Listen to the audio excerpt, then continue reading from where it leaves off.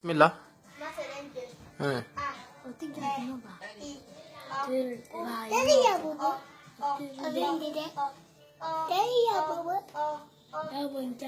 Jante.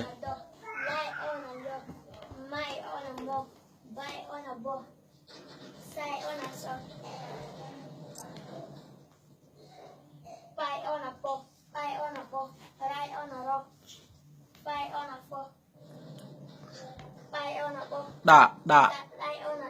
Comment va Mélèque?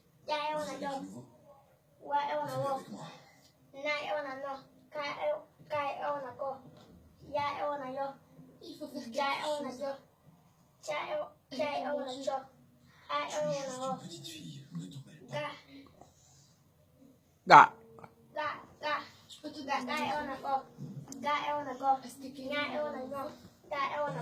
oui, je crois qu'il a un fils. Mais pourquoi tu poses cette question? Ndo.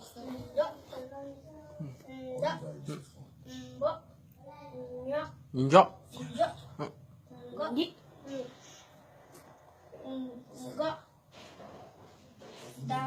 Do. Voilà. Ko honno da wakkili jango Adlam moƴƴa. Moƴƴa. Awa halani yimɓe ɓe inde ma nde. Aissat Sow. Ok, merci Aissat. A jarama Aissat Sow, a weltanama. Assalamu alaikum.